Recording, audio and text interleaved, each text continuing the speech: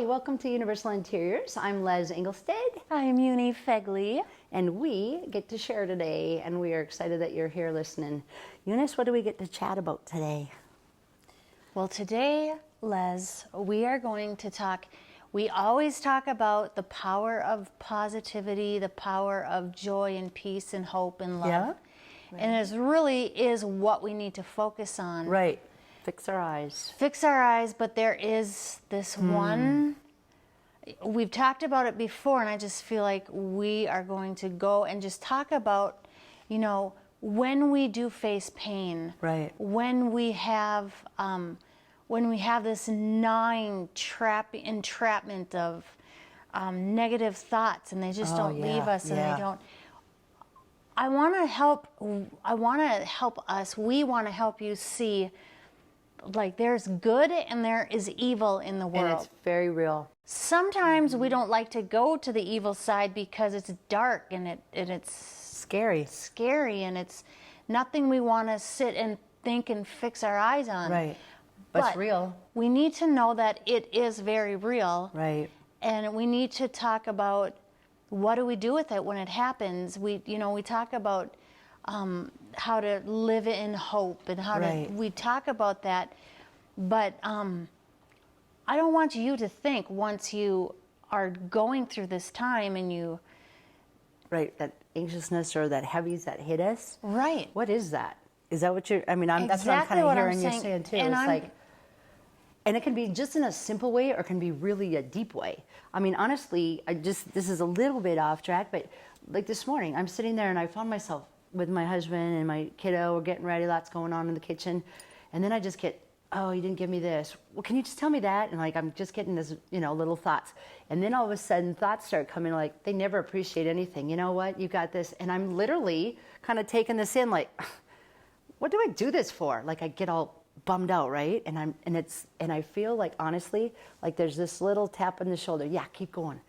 What else don't you get? What else isn't for you? And you know what? That's very real. That is a very real presence of our enemy of this world, out to steal, kill, and destroy. Yep, I was just going to say, Satan came to kill, rob, and destroy us. Yep.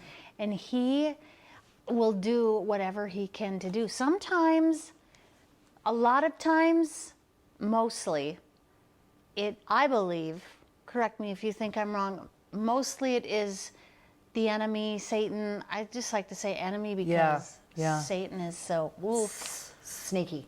But he is deceiving and real. But sometimes an enemy of our souls. And mostly it can be the enemy just coming and gnawing at us. Another point it can be, though, is we just get so used to thinking those things that it becomes our own choices that bring us back through these things. And then entrapment, you use that word. Yeah, and then you're entrapped, and then you're like, I couldn't get out of this funk if I tried because I'm so stuck. And again, like we've addressed it before, we are not saying, if you are one of those listening and just like, oh no, that's just me. There's ways to get fixed, and there's realness to this, and there's diseases of mental illness, that's very real. But what she's saying, we get it so much, and then we're just kind of living in it, and we just keep on downing and downing on ourselves. And it makes our enemy so happy. Good. Stay there. Let's keep thinking about that.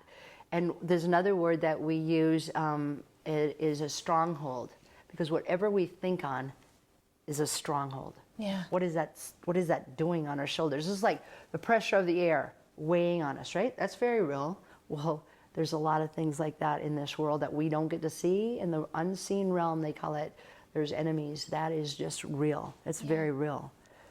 Yeah, that verse is actually, we wrestle not against flesh and blood, but we war against principalities and powers of good unseen, and evil. Right, of unseen. Right. Yeah. So, and that's not to scare you. It's just for you to know this stuff is real. Yeah. When you go through it, we never want to negate that you're going... Right. That we're having issues and say, oh, don't do it. You just be positive. It's going to go away. And I know family and friends will think that way and will challenge us. So you guys just, that you just have a good half full attitude, where I'm just kind of a half empty kind of a guy. I'm more of a pessimist. You're an optimist.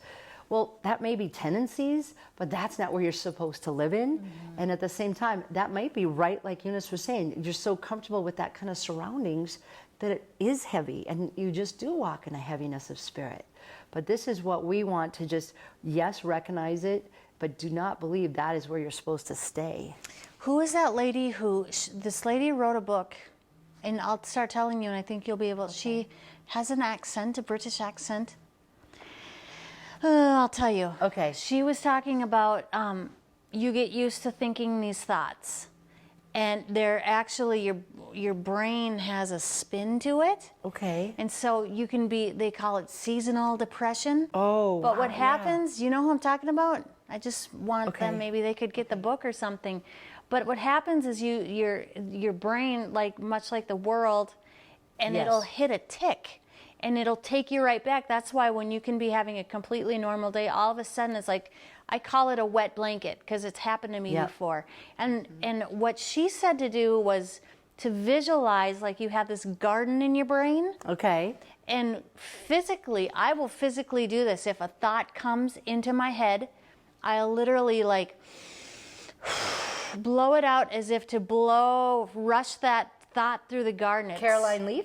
Yes. She's amazing. And yeah. that's take every thought captive. Yep, that's what she works. She's a brain doctor. Yes. But what is it, and what you were just saying, darling, basically you think about it's going through, because that's literally what is going on in our brain, is the leaves wrestling around down there. That's what's like, our brain is like spaghetti noodles. It's just kind of going all over the place. We allow things to just kind of breeze through them. They get stuck. They Right. get stuck sometimes because we have real reasons to fear. We have real reasons to be a little bit scared. Maybe you've gone through a divorce. Maybe your parent, of yourself, or your parents have left you, or something nasty happened to you when you were young. It's stuck, and it gets stuck. And then all of a sudden, and that's what you kind of start thinking on. That's one way that I think you need to describe. And but literally, when it does happen, and like that wet blanket feeling that just is like, just so heavy. What is wrong with me? You know what? It might take a couple days. Mm-hmm. It might take a couple years. But for the most part, if you can go and do for others, do for yourself, and get out of that, we can. But you have to work on it, and you have to believe. And it depends We're on supposed to. it depends on how Yes. like stocked up. If you've had a Absolutely. tornado, it can take a long time for the Absolutely. clearing to happen. But you want to recreate a healthy pathway. Yes. And how you do that is you breathe through things, like you interrupt the thought. You just And we can do physically that. do that. I You think get that it. I know we've addressed this before, but we really recently, well, it's been a while now, but somebody had said, you really can stop thinking that way. Within 5 minutes, maybe it can go along. And I was like, wait, what was I doing? Just like I was kind of explaining about that this morning. There I was in the kitchen. I ran away and was like, what am I doing this for? And I got mad at myself for letting myself turn into an egg pie, go in this stuff. And it was a readjustment, readjustment blues. You have to just stop that. And it was just exactly like that. And I almost pictured that like, okay, that's gone. Now all of a sudden, here we are. I love And yeah. Another thing, Yes.